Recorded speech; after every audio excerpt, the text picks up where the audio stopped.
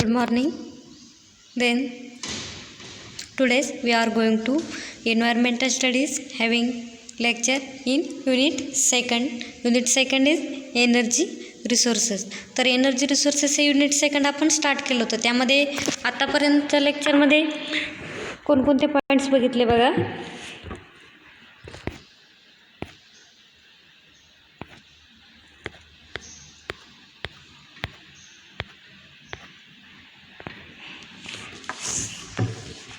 तर energy resources त्यामध्ये natural resources हा पॉईंट बघितला आपण. तर नॅचरल रिसोर्सेसमध्ये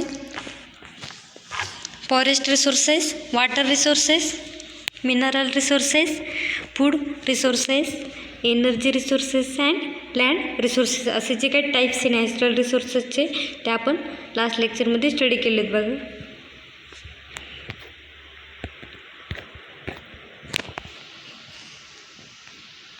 नेक्स्ट बघितलं होतं आपण डिप्लेक्शन ऑफ सॉईल रिसोर्सेस. तर डिप्लेक्शन ऑफ सॉईल रिसोर्सेस त्यामध्ये त्याचे कॉजेस, इफेक्ट अँड सोल्युशन. त्यानंतर नेक्स्ट बघितलं होतं depletion of water resources. Depletion of water रिसोर्सेसमध्ये then causes, effect and solution of water depletion in water resources. त्यानंतर next बघितलं होतं then depletion of mineral resources. त्यामध्ये पण कॉजेस, इफेक्ट अँड सोल्युशन आपण त्यामध्ये बघितले. आणि नेक्स्ट बघितलं होतं आपण then depletion of forest resources. त्यानंतर त्यामध्ये पण causes, impact and controlling deforestation आपण त्यामध्ये बघितले. त्यानंतर बघितलं होतं renewable and non renewable and cyclic resources. त्यामध्ये सायक्लिक रिसोर्सेस कोणते, रिन्युएबल रिसोर्सेस कोणते ते बघितलं होतं आपण.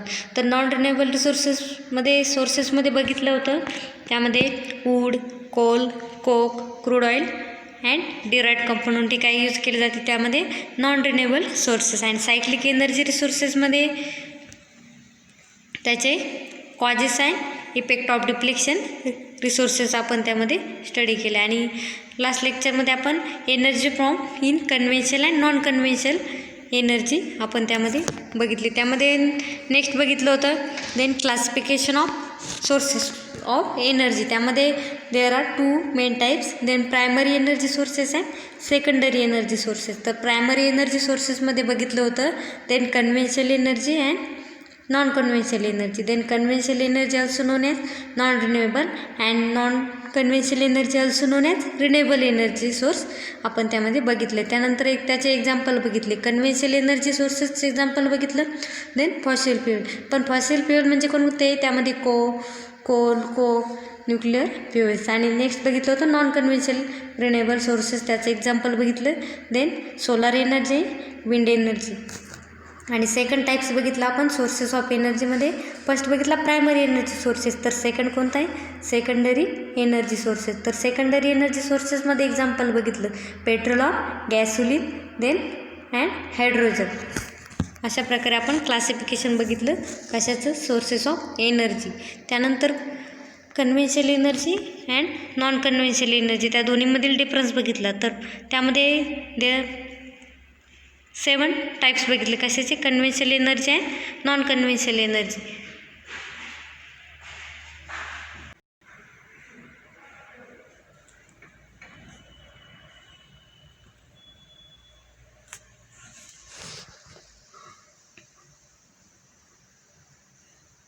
नेक्स्ट बघितलं होतं आपण conventional and non conventional energy difference. तर कन्व्हेन्शनल एनर्जी डिफरन्स आणि नॉन कन्व्हेन्शनल एनर्जी डिफरन्स त्यामध्ये बघितलं काय, there are non renewable sources of energy. तर कन्व्हेन्शनल एनर्जी कोणता सोर्स आहे, नॉन रिन्युएबल एनर्जी सोर्स. आणि नॉन कन्व्हेन्शनल एनर्जी यामध्ये काय बघितलं, these are renewable sources of energy. तो कोणता सोर्स आहे एनर्जीचा, then renewable source of energy. त्यामध्ये बरेच पॉईंट्स आपण बघितले त्या डिफरन्स बिटवीनमध्ये.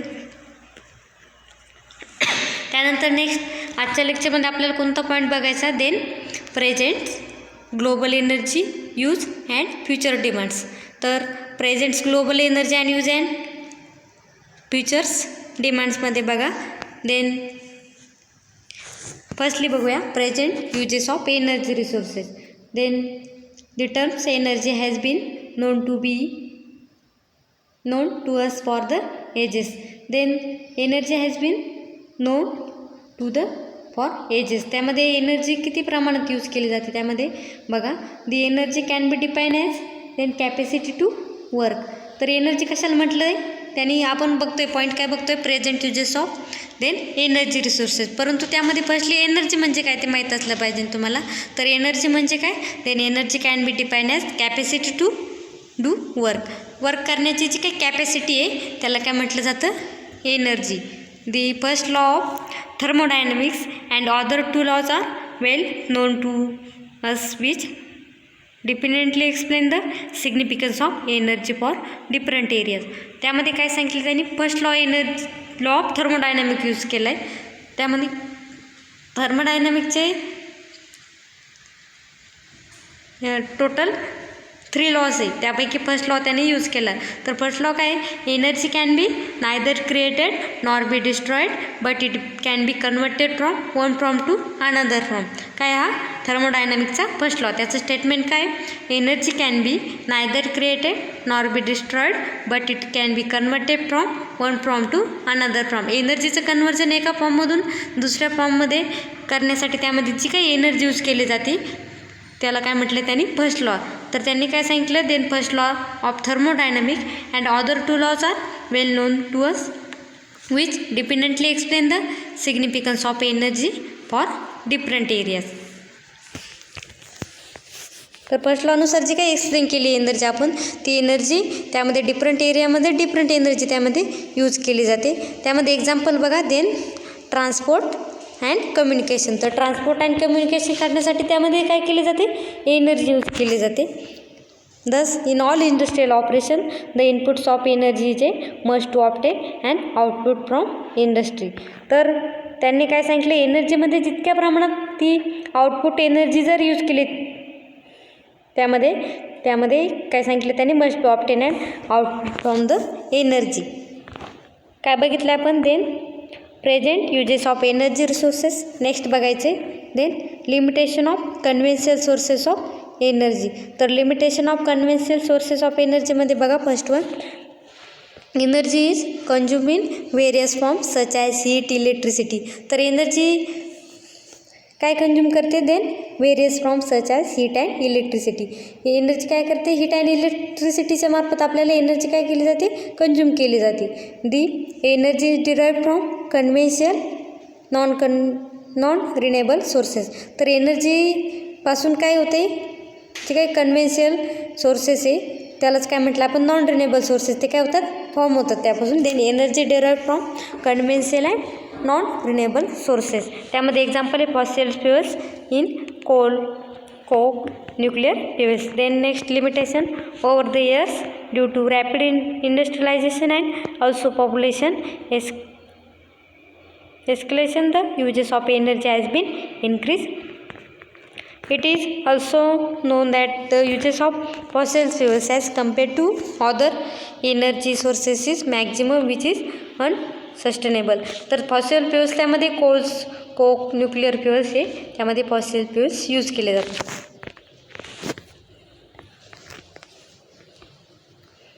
नेक्स्ट बघायचं आपल्याला then futures demands of energy sources. Then future demands of energy सोर्सेसमध्ये बघा they futures demands of various energy sources will be increasing due to जे काय फ्युचर्समध्ये एनर्जी सोर्सेस यूज केले जातात त्यामध्ये इन्क्रीजिंग कशा प्रकारे होते ते बघा. त्यामध्ये देन पॉप्युलेशन राईज. सेकंड आहे lifestyle changes. Then innovative technologies come in existence. Then more of rural areas get covered with supplies of energy sources. And fifth is increase industrialization and sixth is increase in infrastructural demands and developments. तर यामध्ये काय सांगितलं त्यांनी जे काही futures demands energy sources आहे त्यामध्ये कशा प्रकारे त्यामध्ये चेंजेस होऊ शकतात कशामुळे ते इन्क्रीज होऊ शकतात. तर बघा फर्स्टली काय सांगितलं आणि पॉप्युलेशन राईज म्हणजे जी काही लोकसंख्येमध्ये जर वाढ झाली तर त्यामध्ये इन्क्रीज आपल्याला काय करायला लागेल, एनर्जी सोर्सेस काय करायला लागते, इन्क्रीज करायला लागते. Then futures demands. आणि सेकंड सांगितलं लाईफस्टाईल चेंजेस. जशी काही पॉप्युलेशनमध्ये जी काही लाईफस्टाईल्स आहे त्याच्यामध्ये जर काही चेंजेस घडून आले आपल्याला, तर आपल्याला काय करायला लागेल, then futures demands of energy sources काय करायला लागतील, इन्क्रीज. त्यानंतर थर्ड काय, innovative technologies comes in existence. त्यामध्ये टेक्नॉलॉजीमध्ये जर इन्क्रीज झालं तर त्यामध्ये काय करायला लागते, then future demands in energy resources increasing. त्यानंतर फोर्थ वन सांगितलं आहे त्याने, then more of rural area get covered with supply of energy sources. जो काही इन्व्हायरमेंटमध्ये जो काही एरिया आहे त्यामध्ये मोर एरिया जर त्यामध्ये कवर केला पॉप्युलेशन कंट्रोलमुळे त्यामध्ये, तर आपल्याला काय करावं लागेल, then futures demands in various energy will be increasing due to. Then increase industrialisation. तर फ्युचर्समध्ये जर इन्व्हायरमेंटमध्ये जे काही इंडस्ट्रीज आहे त्यामध्ये जर वाढ झाली, देन इन्क्रीज इंडस्ट्रियलायझेशन. तर त्यामध्ये आपल्याला एनर्जी सोर्सेस इन्क्रीज करावे लागतील. देन अशा प्रकारे आपण futures demands of energy sources बघितले. त्यानंतर नेक्स्ट बघायचं, देन एनर्जी कॉन्झर्वेशन. तर एनर्जी कॉन्झर्वेशनमध्ये बघा, the renewable sources of energy like solar, wind, geothermal, hydro power are available abundantly from nature, but for its recurrence use at any times, then energy needs to be conserved by means of technologies. Therefore the renewable energy is converted into electricity powers and stored for reuse. एनर्जीचं कॉन्झर्वेशन करण्यासाठी त्यांनी काय सांगितलं, the renewable sources of energy like solar, wind, geothermal, hydro power it is available abundantly from natures. तर नेचरमध्ये जे काही रिन्युएबल सोर्सेस आहे की पुन्हा आपण नवीन त्यापासून एनर्जी निर्माण करू शकतो, असे कोणते सोर्सेस आहे, then solar, wind, geothermal and hydro powers यांसारखे जे काही सोर्सेस ते आपण यूज केले पाहिजे. Then but for its recurrence use at any times the energy needs to be conserved by means of technology. त्यामध्ये वेगवेगळ्या टेक्नॉलॉजी यूज करून आपण एनर्जी कन्झर्व करू शकतो. Then energy conservation. Therefore the renewable energy is converted into electricity or power and store for reuse. तर आपण एनर्जीचं कॉन्झर्वेशन करण्यासाठी जी काही रिन्युएबल एनर्जी आहे त्याचं कन्वर्जन इलेक्ट्रिसिटी किंवा पॉवर मध्ये आपण ती स्टोअर करून ठेवू शकतो आणि रियूज करू शकतो. त्यानंतर नेक्स्ट आहे सोलार एनर्जी प्रिन्सिपल. एनर्जी कॉन्झर्वेशनमध्ये फर्स्ट बघायचं आपल्याला सोलार एनर्जी प्रिन्सिपल्स. तर त्यामध्ये बघा, the electromagnetic radiation from sun are known by common terms then solar energy. तर इलेक्ट्रोमॅग्नेटिक रेडिएशन सनपासून जे काही इलेक्ट्रोमॅग्नेटिक रेडिएशन येतात ते स्टोअर करून त्यापासून सोलार एनर्जी तयार केली जाते. This radiation are resulted from the thermonuclear fusions then reaction which takes place in suns. तर यामध्ये काय सांगितलं त्यांनी, जी काही सोलार एनर्जी ती कशापासून बनवली जाते, then electromagnetic radiation of suns. Then the surface of earth absorb almost 45% of this which lie in the then wavelength range then 400 nanometre to 700 nanometres. अर्थच्या सरफेसवरती जी काही 45% sun energy then visible region आहे त्यामध्ये वेवलेंथ रेंज किती आहे, 400 ते 700 nanometre. आणि आयर रेडिएशन रिजनमध्ये get emitted back in space. Then estimated amount of solar flux reaching the upper atmosphere of the earth is approximately 1400 watts per meter square per mn, and that is its equivalent is 2.68 into 10⁻²4 joules per year. Next आहे solar energy for production of electricity. तर solar एनर्जीपासून आपण electricity कशी त्याचं production करू शकतो बघा. Then electricity can be produced using solar energy. The following two techniques are commonly use to generate electricity using solar energy. तर जे काही सोलार एनर्जी बघा त्यामध्ये कोणकोणते टेक्निक यूज केले जातात त्यामध्ये 2 मेन टाईप्स ऑफ टेक्निक त्यामध्ये यूज केले जातात. त्यामध्ये फर्स्ट वन आहे सोलार थर्मल कलेक्टर, सेकंड आहे फोटो व्होल्टाईक सेल.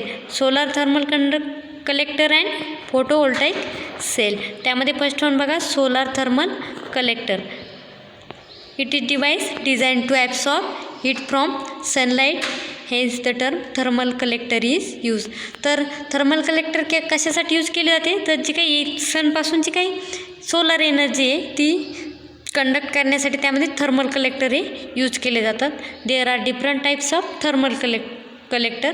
तर थर्मल कलेक्टरचे टाईप्स बघायचे आपल्याला. त्यामध्ये फर्स्ट वन आहे solar parabolic trough, then solar power tower, then flat plate collector for water heating, then next box types, then it is domestic common solar cookers, and next is power tower in, then power tower between, then in power generating plants, and lastly solar pyramids.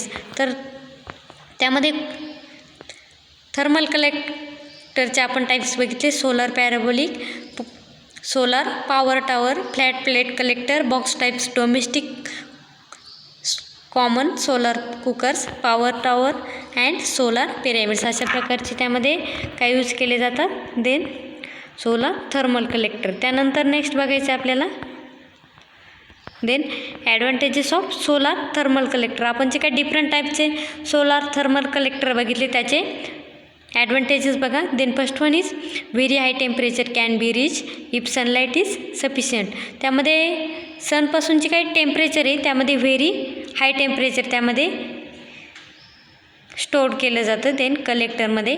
त्यानंतर बघा then electricity can be generated even by the conventional methods like steam turbines. Last next आहे the modification in designs of collector can help to generate then more electricity most economically which would prove चिपर्स way than using when solar even solar cells. त्यामध्ये कलेक्टर्समध्ये काही काही solar sale बसवले असतात ते काय करतात एनर्जी ॲब्सॉर्ब करतात. सनपासूनची काही एनर्जी येते ती काय करतात ॲब्सॉर्ब करण्याचं काम करते. त्यानंतर नेक्स्ट आहे large structure likes then buildings can be provided with electricity by directing the concentrated light by optical fibre cable. तर त्यामध्ये जी काही सोलारपासून लाईट येते ती कलेक्ट करण्यासाठी त्यामध्ये ऑप्टिकल फायबर केबल त्यामध्ये बसवली जाते. ॲडव्हान्टेजेस आपण बघितल्यानंतर disadvantages of solar thermal collector. In solar thermal collector in disadvantages बघा. First one is more open areas is required to have perfect concentrating then system because the focus of sunlight at collector can be maintained by dual axis sun tracking. तर यामध्ये डिसॲडव्हान्टेजेसमध्ये काय सांगितलं त्यांनी solar thermal कलेक्टरचे जे काही सनपासून जास्त प्रमाणात energy येते तर त्या जास्त प्रमाणाची काही एनर्जी सनची तर त्यामुळे काय होतं देन ड्युअल ॲक्सिस सन ट्रॅकिंग. सेकंड आहे diffuse sunlight does not give power wherein solar cells prove the be better. Next आहे फ्लॅट प्लेट सोलार कलेक्टर. आपण जे काही यामध्ये थर्मल कलेक्टरचे टाईप्स बघतोय आपण आता. त्यामध्ये फ्लॅट प्लेट सोलार कलेक्टर त्यालाच काय म्हटले देन सोलर हीटर. तर सोलर हीटर बघा the basic principle for the device to perfect black body in which it absorbing capacity and tendency to black surfaces explored to achieve benefits for humans. तर यामध्ये काय सांगितलं त्यांनी first types काय आहे flat plate solar collector त्यालाच आपण काय म्हटलं आहे सोलार हीटर्स. सोलार हीटर्स हे सर प्रत्येकाने बघितलं असेल की त्याच्यावरती जी काही सरफेसवरची बॉडी ती कशी ब्लॅक बॉडी देन ती ब्लॅक बॉडी काय काम करते then absorb solar energy. Then perfect black body can be defined as the surface which can absorb all the radiation incident on it without reflecting or transmitting off portion. त्यामध्ये काय सांगितलं त्याची काय black bodies बघा solar सेलची ती काय त्याला काय म्हणते त्याची डेफिनेशनमध्ये काय सांगितलं त्यांनी then surface which can absorb all radiation. ती ब्लॅक सरफेस काय करतात सनपासूनचे काही रेडिएशन त्यामध्ये पडतात त्या प्रत्येक ऑल रेडिएशन काय करतात ते ॲब्सॉर्ब करून घेतात then radiation incident on it without reflecting transmitting of portion. Then यामध्ये डायग्राममध्ये बघा then flat plate solar collector, त्यामध्ये वरतीची काही ब्लॅक बॉडी त्याच्यावरती बघा सोलार रॅडिएशन दिसत आहेत आपल्याला, ते काय करतात देन ट्रान्सपोर्ट कवर ग्लास, त्यानंतर ॲब्सॉर्बर प्लेट त्यामध्ये यूज केले जातात. The coefficient of absorption for perfect black body is unity, then coefficient of reflection and transmission for PPB is 0.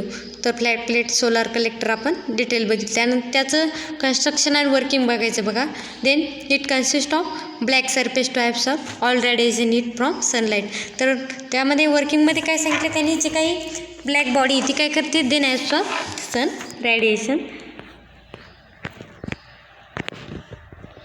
Thus the almost negligible cost, then hot water can be made available and also space warming is fulfilled. तर सोलारची काही heat energy absorb करते, त्यामुळे काय sun energy absorb करते, त्यामुळे काय होतं ते वॉटर काय हीट केलं जातं. This device are now very common in colder countries which have solved the problem of environmental pollution and also of the expenditure and any other energy sources. तर जे काही सोलार एनर्जी कलेक्टर आपण बघतोय तर ते जास्त करून कुठे यूज केले जाते देन कोल्डर कंट्रीज, जे काही कोल्डर कंट्रीज आहे त्या ठिकाणी जास्त प्रमाणात ते यूज केले जातं. त्याचे ॲप्लिकेशन बघायचे प्लेट सोलार कलेक्टरचे. त्यामध्ये बघा flat plate solar collector are highly useful for low temperature heating. त्याला हीट करण्यासाठी काय लागते लो टेम्परेचरची गरज असते त्यामध्ये. त्यानंतर such solar heating system behinds the collector can be 2 types. त्यामध्ये सोलार फ्लॅट प्लेट सोलार कलेक्टरचे 2 टाईप्स आहे बघा हिटिंगसाठी. त्यामध्ये फर्स्ट वन आहे ॲक्टिव्ह सिस्टीम आहे, सेकंड आहे पॅसिव्ह सिस्टीम. त्यामध्ये फर्स्ट वन बघा देन ॲक्टिव्ह सिस्टीम. तर ॲक्टिव्ह सिस्टीममध्ये बघा active system involves use of pumps or blows to circulates the heated in air or waters then through the location near for the collector. तर active सिस्टीममध्ये काय सांगितलं त्यांनी, त्यामध्ये then involves use of pumps. त्यामध्ये काय केले जाते पंप्स यूज केले जाते कशासाठी देन सर्क्युलेट द हिटेड. त्यामध्ये एअर किंवा वॉटर्स सर्क्युलेट करण्यासाठी त्यामध्ये पंप्स यूज केले जातात then from the collector. Thus the solar energy is been use on widers area economically through initial installation. Cost of such circulation system is comparatively high. त्यानंतर next types आहे then passive system. तर passive सिस्टीममध्ये बघा then passive system involves the fulfilments of needs in the place of collector. त्यामध्ये example येणे तर passive system मध्ये काय केलं सांगितलं त्यांनी fulfilment need in place of collector. Then example in a buildings or society, thus the passive system are cheapers and maintenance free. जी काही passive टाईपची सिस्टीम आहे ती काय आहे चीपर्स आहे अँड मेंटेनन्स फ्री. बाजारमध्ये कशी भेटतं आपल्याला ती मार्केटमध्ये passive system then cheaper and maintenance free.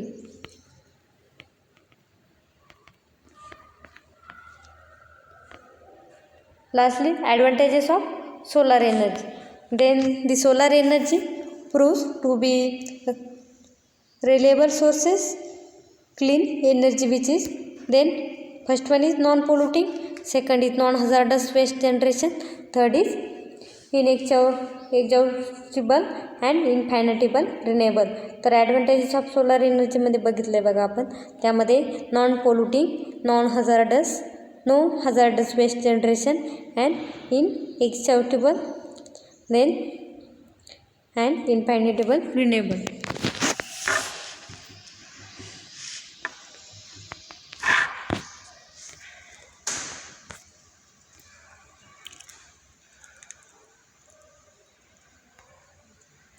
तर सोलार थर्मल कलेक्टर आपण डिटेल बघितले. त्यानंतर नेक्स्ट पॉईंट बघायचा आहे आपल्याला फोटो व्होल्टाईक सेल. जो काही फोटोवोल्टाईक सेल्स आहे then photovoltaic cell also known as then solar cells. In photovoltaic सेल्समध्ये आपल्याला त्यामध्ये त्याचं प्रिन्सिपल्स ऑफ फोटोवोल्टाईक सेल्स आपल्याला त्यामध्ये डिटेल बघायचे. नेक्स्ट बघायचे then structure and construction of modern solar cell. त्यानंतर फोटोवोल्टाईक इफेक्ट्समध्ये त्याचं एक्सप्लेनेशन. त्यानंतर working of PV cell in solar cells. Factors including efficiency of P V cell, limitation of P V cell, advantages of P V cells हे आपल्याला next लेक्चरमध्ये त्याविषयी detail बघायची.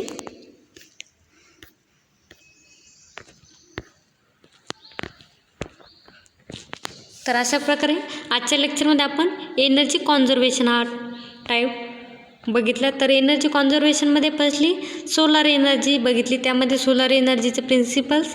Next बघितलं solar energy for production of electricity. Solar energy having production of इलेक्ट्रिसिटीमध्ये there are 2 types, त्यामध्ये solar thermal collector and photovoltaic cells. त्यामध्ये solar thermal collector म्हणून कोणकोणते कलेक्टर त्यामध्ये यूज केले जातात बघा. Solar parabolic through, then solar power tower, flat plate collector, box types, domestic common solar cookers, power tower in power generating plants and solar pyramids आपण त्यामध्ये बघितलं. नेक्स्ट लेक्चरमध्ये आपल्याला कोणतं पॉईंट बघायचं देन फोटोव्होल्टाईक सेल्स.